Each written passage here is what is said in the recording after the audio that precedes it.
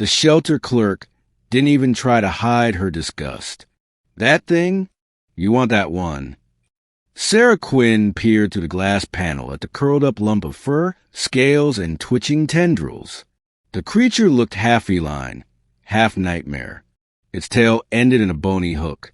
One ear was torn.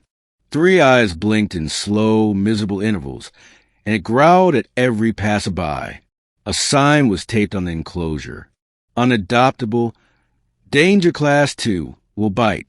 Do not tap. Yes, Sarah said, her voice steady. I'll take him. Sarah was used to being the odd one.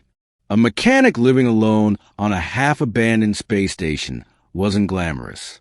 She worked with scrap, fixed what no one else could, and preferred machines over most people.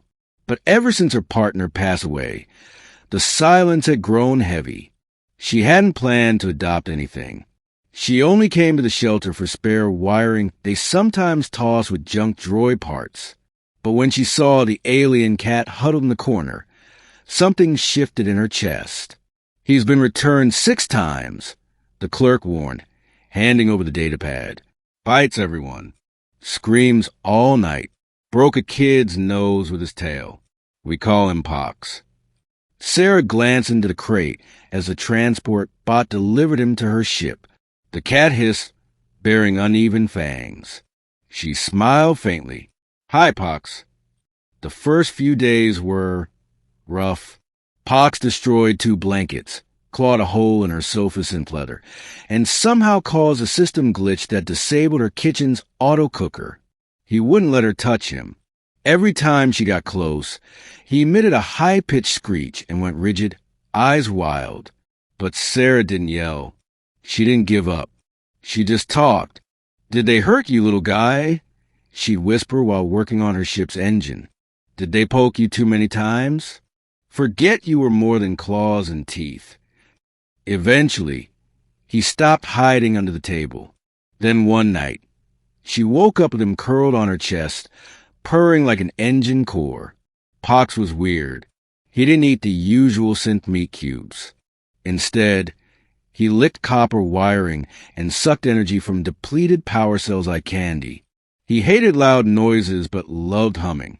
He'd press his head to the engine whenever Sarah tuned it, eyes rolling back in pleasure. One day, when Sarah dropped a hydrospan on her foot and cursed loudly, he raced over, tail lashing. A strange green mist poured from his mouth onto her ankle. The pain stopped immediately. She stared. You have healing spit? He blinked, then bit her lightly on the wrist. Word spread slowly. First among the orbital mechanics. That loner Quinn? She's got some freaky cat that fixed her busted shoulder overnight. Then the traders. Her pet growled at my ship's NAV system, and it started working again. Swear to stars.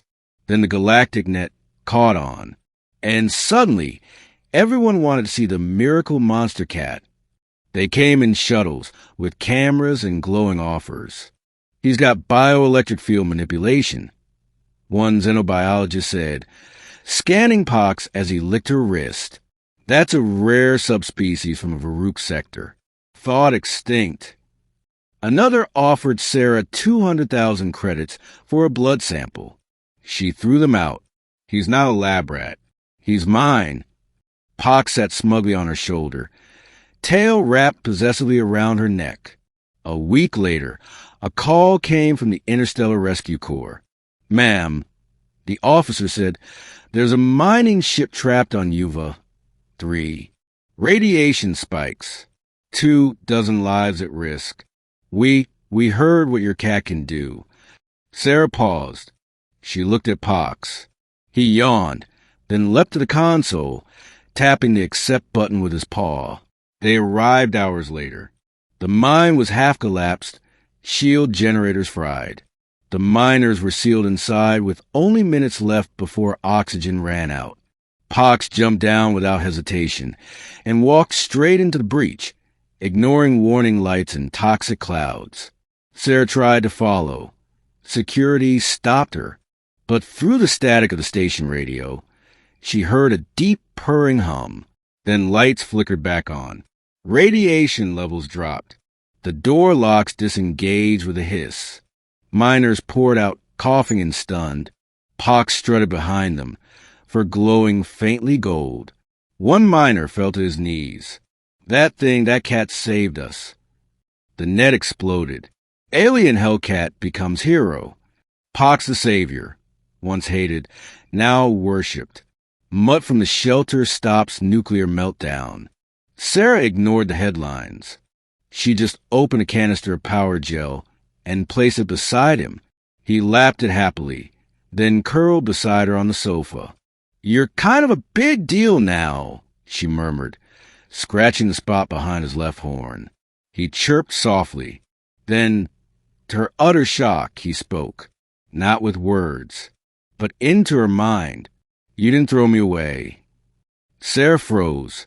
He looked up, those three eyes blinking slowly. "I was made to break things. Hurt, that's what they said. But you just kept feeding me." Tears welled up unexpectedly. "Well," she whispered, voice cracking, "I'm pretty broken too. Seemed fair." They traveled the stars together after that. Pox refused interviews. He hated crowds. But when someone was hurt, scared, or lost, he went to them. He once pulled a girl out of crashed transport by gnawing through metal. He neutralized a warlord's viral weapon just by licking control core. He purred next to a grieving mother and soothed her until she could smile again. Sarah never asked why he chose to help. She already knew. He just needed someone to believe he was more than claws and snarls. Years later, a monument was built in a quiet garden on Earth Station Theta. A bronze cat with three eyes, a jagged tail, and a smug smirk. The plaque read, "For the one no one wanted, who became the hero no one expected." And beneath it, etched smaller, "Adopt even monsters."